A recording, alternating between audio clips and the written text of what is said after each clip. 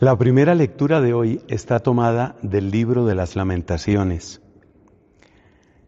Este breve libro, que tiene 5 capítulos, pues expresa el dolor. Ya lo anuncia su título, ¿no? Expresa el dolor. Un dolor profundamente humano, pero si puedo usar esta expresión, un dolor que tiene su fuente en Dios. Porque Dios es el gran ofendido, porque Dios es el gran olvidado, porque Dios es el gran rechazado en toda esta historia. El libro de las Lamentaciones hace referencia al acontecimiento más duro y más triste de la historia del pueblo de Dios en el Antiguo Testamento, es decir, el destierro. Cada uno de los capítulos de este libro contiene precisamente un lamento. La primera lectura de la misa de hoy está tomada del segundo capítulo, es decir, del segundo de estos lamentos. Son expresiones que describen de una manera muy viva, para mí muy conmovedora, lo que padecieron aquellos que tuvieron que pasar por el destierro. Pero de todo ese texto hay una frase que toca mi corazón, y ya no diría yo solamente el corazón, sino también la mente. Me explico. Es que hay una frase ahí. Tus profetas, dice el autor del libro, tus profetas te dijeron visiones engañosas, te dieron visiones engañosas. Nosotros sabemos que el oficio de un profeta es hablar de parte de Dios, porque el ser mismo del profeta es ser amigo de Dios. Y la tarea fundamental del profeta es custodiar la alianza. Pero es que hay falsos profetas. Y eso es lo que denuncia, en medio de tantísimas lágrimas, este texto del segundo capítulo del libro de las Lamentaciones. Tus profetas te dieron visiones falsas. Eso lo dice el autor de las Lamentaciones, eso se lo dice a la ciudad de Jerusalén, eso se lo dice a los mismos judíos, tanto a los que tuvieron que ir al destierro, como a aquellos, los más pobres y despreciados de todos, que por lo visto ni siquiera valían para llevárselos al destierro. Entre esos, absolutamente despreciados, estuvo Jeremías.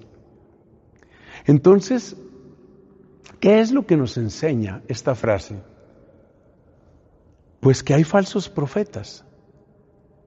También en sus cartas llamadas pastorales, el apóstol San Pablo habla del peligro de los falsos profetas.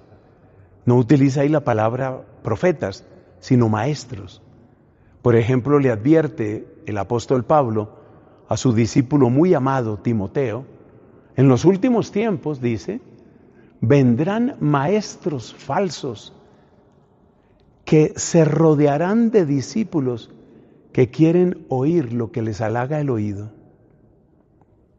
Esa es la característica del falso profeta. El falso profeta no dice lo que viene de Dios. El falso profeta dice lo que la gente quiere oír.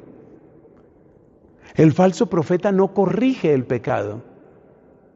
El falso profeta abunda en consuelo, pero no corrige la maldad.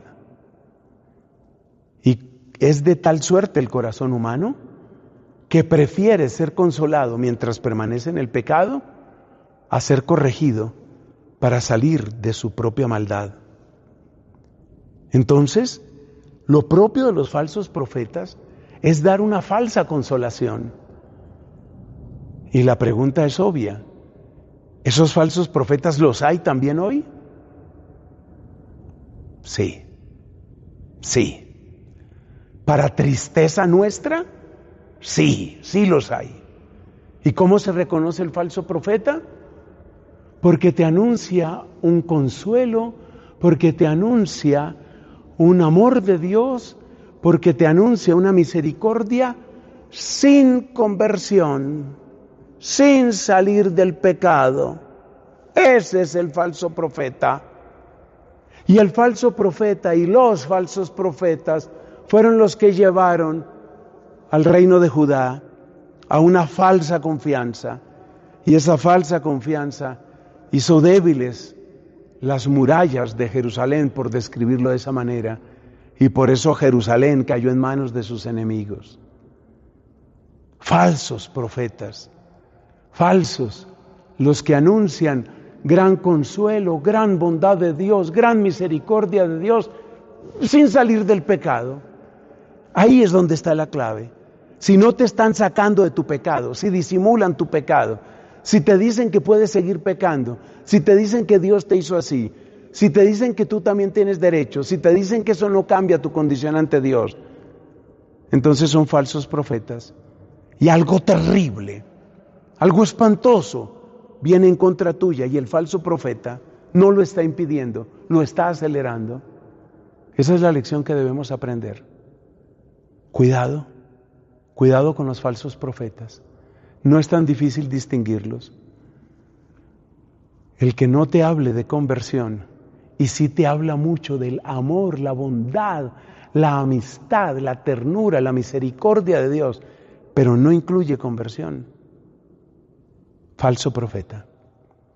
Por supuesto, también hay otra manera de negar la revelación divina. Si una persona solamente habla de lo severo del castigo y lo terrible del pecado y no dice nada de la misericordia, ese también está presentando una falsa imagen de Dios. Entonces, la correcta imagen de Dios, ¿cuál es? Misericordia, porque Dios es bueno, infinitamente bueno, y conversión, que es nuestra respuesta apropiada y adecuada a su inmensa bondad. Que para Él sea la gloria por los siglos. Amén.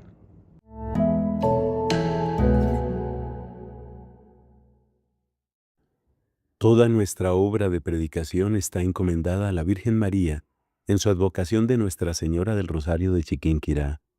Dios te bendiga.